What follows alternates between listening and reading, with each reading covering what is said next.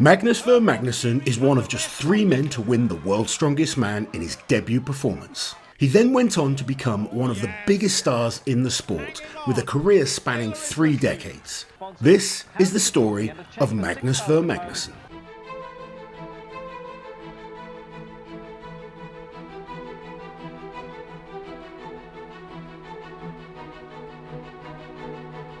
As a young boy, I stayed pretty much with my grandparents on their farm. I got attacked by the rooster, and I got attacked by a ram. And it was me just teasing them or teasing the chickens, and the rooster didn't like that. A couple of years ago, I went there and saw what was left of it, and it was interesting. I'm like, I don't know how anybody lived there, especially over the winter time. Really isolated. We moved to Reykjavik. I started school, but I would go in summer still and be at the farm. Nothing was done in the easy way. Everything was physically hard. When it was doing the hay balls, with the rope around, he would do the biggest and heaviest ones around. I was stacking them on a track, like fucking 120, 150. Then we'd drive them, put them in the barn.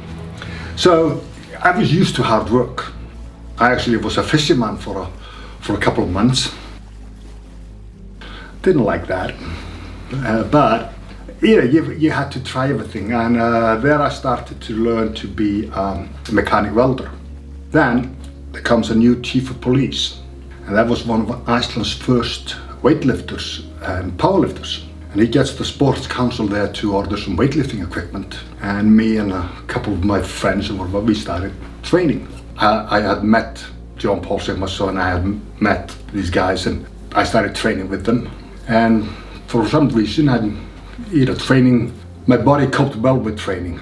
I don't know if you've seen the footage of when John Paul was dancing with the Husafell stone. So that was the first Icelandic Strongest Man. Actually, in the first Icelandic Strongest Man, I came 3rd, and I was only weighing 103 kilos at that time. In '91, I was gonna go for the World Championships, but I got invited to do World's Strongest Man. I got a call about 5 weeks before. Being me, I went there to win, and I did.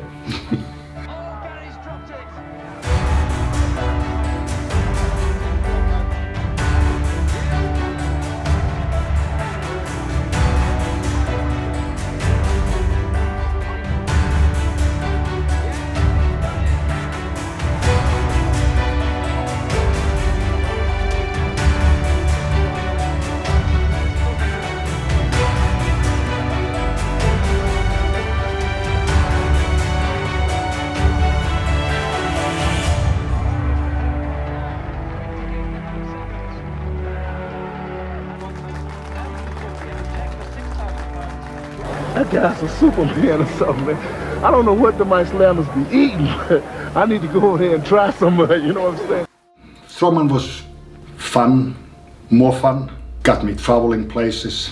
The year after, which was in '92, it was actually, World's Strongest Man was held in Iceland. And to make a long story short, I fucked up. Is Magnus Magnusson. 3 days of competition. And he has done really well in all the events he's competed in. He's got tremendous strength in those legs.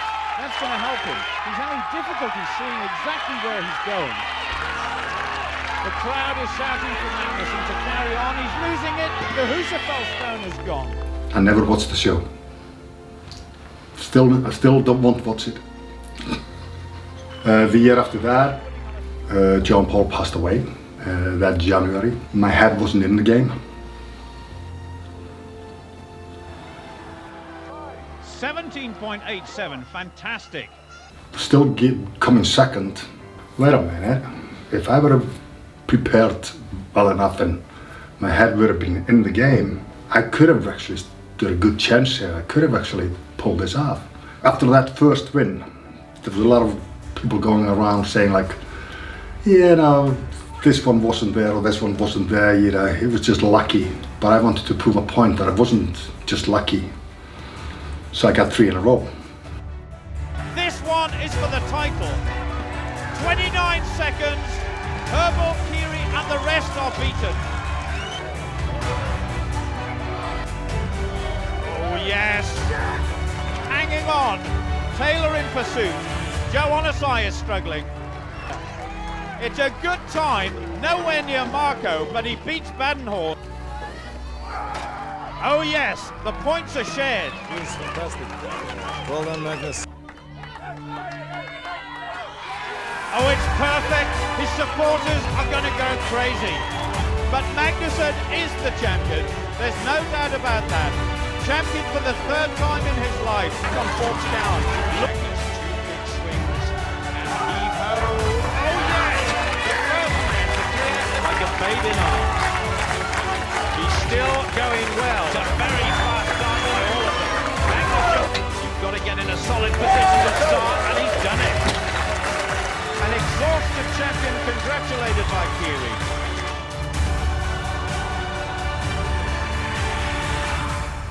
4 altogether. You know, I'll take it. There could have been 5, but I'll take 4. I'm fine with that. You know, everybody was you know, pretty easy to get along with, except maybe Mega Man. He wasn't too fan of me, but I don't know. I think that was mutual. And Jones is finished, and that means Magnus is through. Big story is that the defending champion has made it. Oh, and Jones is not best pleased. He's on his way home. Yeah, the thing is, he'd been going around telling everybody how he was going to beat everybody, what he was going to do, and this and that.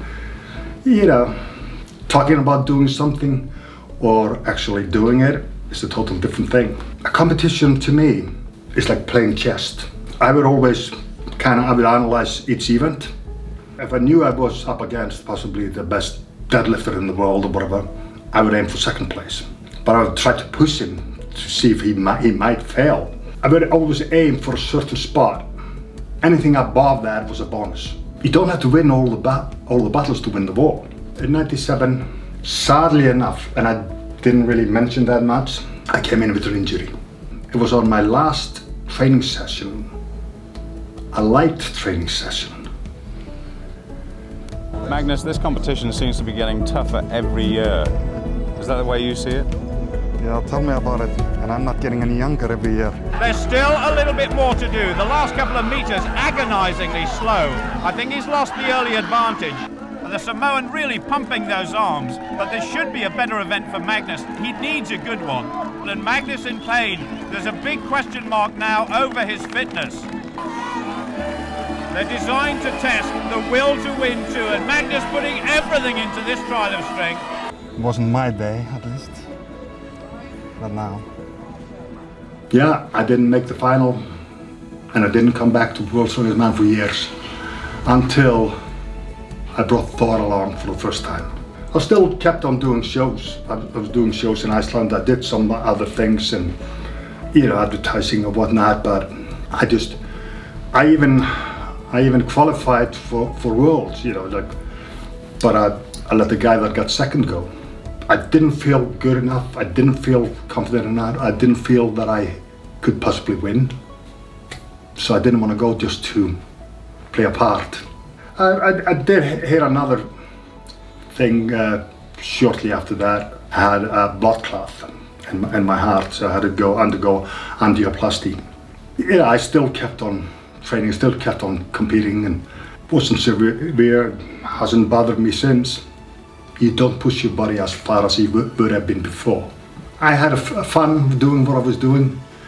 Started organizing as well, and I'm still enjoying. I'm enjoying being a part of the sport, and I believe that being a part of the sport that I've kind of helped develop, and it's been a privilege, and I believe, you know, I'm really blessed to still be around, still be involved.